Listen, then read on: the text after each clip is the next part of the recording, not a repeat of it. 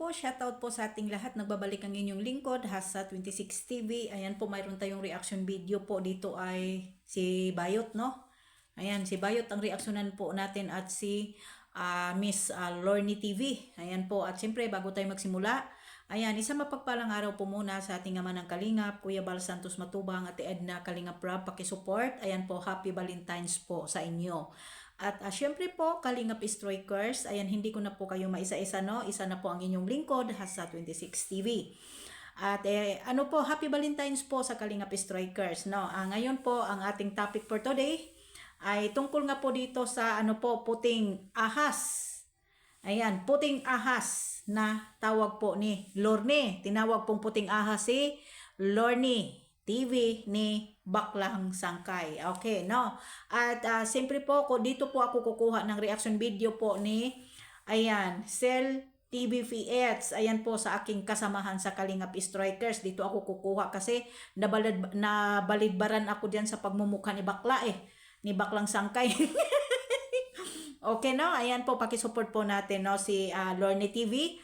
At syempre po, supportahan po natin si Cell PH. No, ayan, tuloy tayo. Ayan, pakinggan natin ang sasabihin po at dito ako kukuha ng video clip sa sinasabi po ni Sangkay. Ana, ayan, tuloy. Anong street? Mukbang street. Insulto, di ba? Ano pa? Ayan tuloy. Ang dami mga nag-comments na. Ang dami ko palang nakalimutang street na pwedeng ilagay dyan sa Vloggers Village. Oh, sige, sa Vlogger Village. Sponsor street? Sponsor streets, Vlogger streets. Kung dami-dami niyang panginginsulto po. No, dami-dami po niyang panginginsulto po sa grupo po nila ni Lorny TV. Ito si Sangkay. Kaya tinatawag po niya na puting ahas. Okay po, no? Ayan, tuloy po tayo. Sponsor street daw? Ayan. Parang ano naman eh. Sige, tuloy.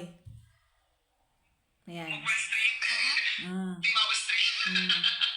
So, yun. Mukbang street. Ayan. 'Di ba? Timawa Street. Ayan. Village Street, Mukbang Street. O 'di ba, masakit, nanginginsulto. Ngayon, ito po ang sasabihin ko sa iyo, Sangkay.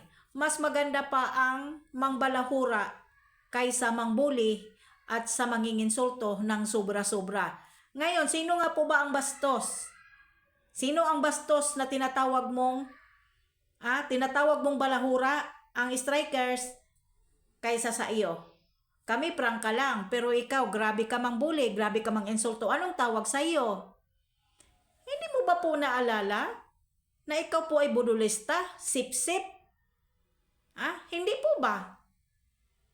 Ang naalala ko po dito, grabe panginginsulto mo kay Kuya Brooks, ng kapatid, ng founder, ng Kalingap. Wala kang ang pahinto, wala kang ang patungang walang patungpa ang iyong mga sinasabi about kay Kuya Brooks ngayon.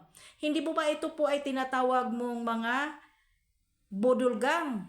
Sila Lorny, sino pa ba ang tinatawag mo ditong mukbang, mga mukbang? Siyempre, kapag may magbibigay na sponsor na hindi naman binudol or binigay lang ng kusa, siyempre talagang magmumukbang kahit ako naman. 'Di ba? Kahit ako naman talaga, ito talaga si Sangkay. Grabe po ito talaga si Sangkay sa totoo lang. Oh, 'di ba? Di ba? Kasalanan ko ba? Kasalanan ko ba? Dahil live ko yan. Ayun. So, ang dami-dami niyang... Ayan, punta po ano po kayo na hindi po talaga ito po si Sangkay ay bantay sa lakay po ito sa mga sa mga charity vlogger or sa mga Kalingap reactor.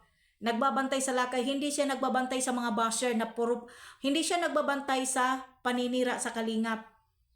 Hindi siya nagbabantay sa mga naninira sa Kalingap. Hindi siya nagbabantay sa mga anti-Kalingap.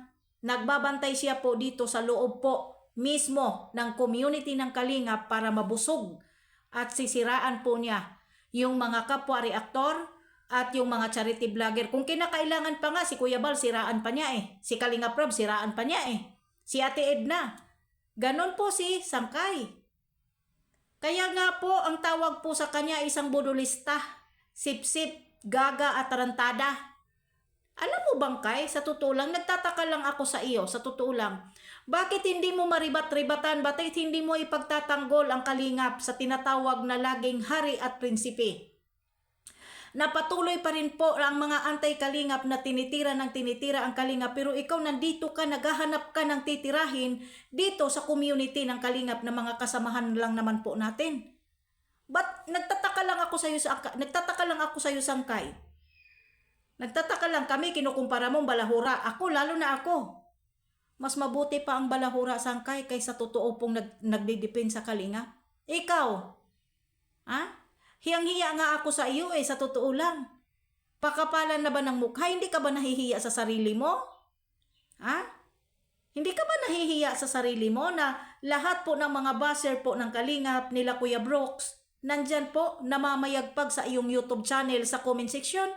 Pati kay Kalingap Rab, pati kay Kuya Bal? Pati nga kapatid ni Kuya Bal pati nga si Kalingap Dan, nandyan po sa loob ng community mo. Diyan sa community ng iyong channel, nasa comment section. Pero kapag nagpagsita ka, feeling mo perfect ka. Ikaw pala itong bulyeng at grabe ka makapang-insulto. Kami, ako, si Ate Glo, si Silpi H ako, balahura, totoong tao kami. Ikaw, tanong lang kita. Tanong lang kita.